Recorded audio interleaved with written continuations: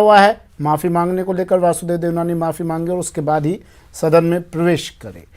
बढ़ते अगली खबर की ओर। आज प्रताप सिंह खाचरियावास और राजेंद्र राठौड़ में पॉलिटिकल वॉर देखने को मिली।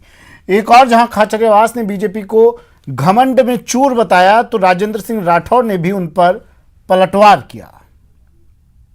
भारतीय जनता पार्टी का जो वर्तमान नेतृत्व है इसमें कोई दोहराई नहीं, वो घमंड में चूर है। रोजाना गलत मुद्दों पर झूठ बोलने से बीजेपी का जो लोगों में भावना है वो कमजोर पड़ रही है। लोग इस बात को जानते हैं कि वर्तमान नेतृत्व हमसे नहीं लड़ रहा, कांग्रेस से, वो वसुंधरा राजे सिंधिया से लड़ रहा है। अपने आप को साबित करने की कोशिश कर रहा है कि वो उनसे बड़े हैं। जो इनका इंटरनल वॉर है वो इतना जबरदस्त है कि बीजेपी पिछले 2 वर्ष में ना तो विपक्ष की भूमिका निभा पाई, ना कोई बड़ा आंदोलन कर पाई। जयपुर में मुश्किल से 100-125 लोग पूरे प्रदर्शन में वो जुटा पाए। आज तक 2 वर्षों में बड़ा आंदोलन नहीं, बड़ा कोई मुद्दा नहीं उठा पाए। एक तरफ, दूसरी तरफ कांग्रेस की गहलोत सरकार सुशासन में लगी हुई है, अपना काम करते जा रही है। हम अपना काम ईमानदारी से कर रहे हैं। जो बजट आया वो बजट ऐतिहासिक है। जो चीफ मिनिस्टर ने ये कहा कि मैं 60 इंच का सीना रखता हूं, मेरा दिल बहुत बड़ा है, और उन्होंने साबित कर दिया। हर सेक्टर में छूट दी। देखिए, एक बात आप मानकर चलिए, राजेंद्र राठौड़ का तो तय है कि वो नाम तो ना राजेंद्र राठौड़ है लेकिन झूठ बोलने में मास्टरी है। अब उनको आंखें क्या है कि चश्मा चढ़ा लेना चाहिए, चश्मे से देखनी चाहिए भीड़। 1 लाख से ज्यादा लोगों की भीड़ मातृकुंडिया में थी, वहां मैं खुद था, और भीड़ का वो मुकाबला करना चाहते हैं तो वो टाइम तय कर ले, बता दें कि उनके पास कितनी भीड़ है, हमारे पास कितनी भीड़ थी। आज तक वो तो 2 बरस में 200 आदमी नहीं जुटा पाए, और कांग्रेस के हर सम्मेलन में 1 लाख से ज्यादा भीड़ हो रही है। लोगों का बीजेपी के झूठ से लोग पीछे हट रहे हैं, बीजेपी के झूठ से लोग परेशान हो गए। ये लगातार जो बयानबाजी करते हैं वो चर्चा में रहने के लिए करते हैं। ये 2-3 नेता जो हैं इनके, वो बीजेपी पर कब्जा करना चाहते हैं, लेकिन बीजेपी में अंदर खाते उनकी स्थिति कमजोर है। सारे विधायक इनके साथ नहीं है, इसीलिए वहां लेटरबाजी चल रही है। केरी लाल के बड़े हसीन सपने हैं कांग्रेस के। कांग्रेस का कुराज, ठहरा हुआ विकास और जर्जर कानून व्यवस्था, ये आज आम आदमी का मुद्दा बन चुके हैं।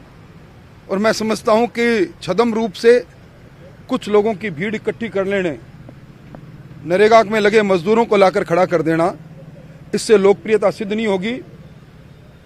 कांग्रेस को मालूम पड़ जाएगा जब उपचुनाव घोषित होंगे, उसके बाद जो परिणाम आएगा तो उसके बाद समीक्षा होगी। ये बजट घोषणा कर देना, मेज थपथपा देना एक बात है, पर घोषणा को पूरा करना, उनको वित्त पोषित करना दूसरी बात है।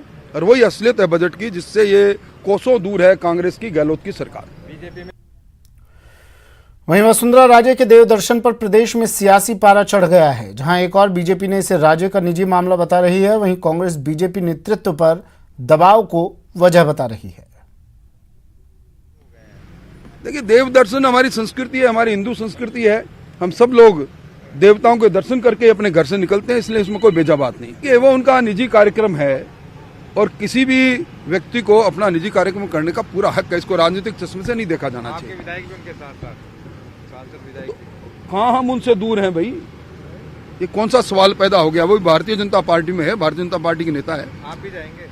नहीं, मैं नहीं जाऊंगा। भारतीय जनता पार्टी के हाईकमान ने ये कहा है कि हम अगला चुनाव बिना किसी चेहरे के लड़ेंगे, तो वसुंधरा राजे ने ये समझा है, मैं ऐसा मानता हूं, कि चुनाव में उनको मुख्यमंत्री के रूप में प्रस्तुत नहीं किया जाएगा। इसलिए वो अपनी तैयारी लोगों के बीच में जाकर के कर रही है कि अपना वजूद दिखा सके और भारतीय जनता पार्टी के नेतृत्व पर एक दबाव बना सके कि उनके नेतृत्व में चुनाव लड़ने का ऐलान हो। वहीं पीसीसी चीफ गोविंद डोटासरा ने बीजेपी पर जमकर निशाना साधा है। उन्होंने कहा कि कांग्रेस पार्टी एकजुट है, फिलहाल बीजेपी को अपने गिरेबान में झांकने की जरूरत है। किसान मोदी सरकार से परेशान है। राजस्थान में जो किसानों का ऐतिहासिक जो धरना, प्रदर्शन, आंदोलन चल रहे हैं, इससे भारतीय जनता पार्टी बौखलाई हुई है।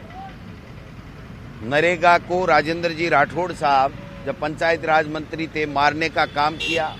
आज देश में, राजस्थान में मनरेगा भी सबसे बढ़िया तरीके से लोगों को काम दे रही है, रोजगार दे रही है।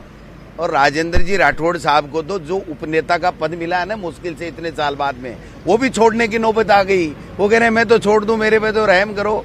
अरे अपना छोटा सा पद बचा लो, अपनी पार्टी के टुकड़े टुकड़े होने से बचा लो और हकीकत को स्वीकार करो। और मोदी मोदी जय बोलने से अब दोबारा वोट नहीं मिलने वाला है। तो अपने गिरेबान में झांकना चाहिए।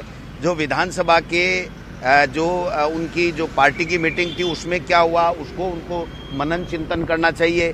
फिर हाउस में आने के बाद में जिस प्रकार से वसुंधरा जी ने किन किन नेताओं को धमकाया वो बात के ऊपर मनन करना चाहिए कि एक बार 2 बार मुख्यमंत्री रही हुई सीनियर लीडर अगर उनको कुछ कह रही है, उनको डांट रही है, तो उनको समझना चाहिए। तो ये टुकड़े टुकड़े हो चुके हैं। मैं समझता हूँ ये चरमरा करके इनका जो छोटा मोटा जो मकान है वो भी ढहने वाला है। इनको अपने मकान की चिंता करनी चाहिए, अपनी पार्टी की चिंता करनी चाहिए। सतीश पूनिया जी को तलब कर लिया ना, आपने देखा ना, नड्डा जी ने तलब कर लिया। अब ये नहीं समझ रहा है इनसे, तो नड्डा जी खुद आ रहे हैं।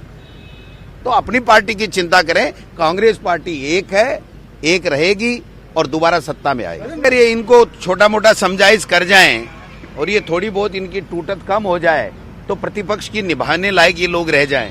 आज प्रतिपक्ष की भूमिका निभाने लायक भी ये नहीं है। एक दूसरे में प्रतिपक्ष की भूमिका निभा रहे हैं। जनता ने तो सरकार के कामकाज पर निगरानी करने और उसमें अगर कोई कमी है तो उसके बताने के लिए इनको मैंडेट दिया था। और ये तो अपने में ही एक दूसरे में कमियां खामियां निकालने लग गए, एक दूसरे को नीचा दिखाने लग गए। तो ऐसे में प्रतिपक्ष की भूमिका में जो उनका रोल होना चाहिए वो नहीं हो रहा है।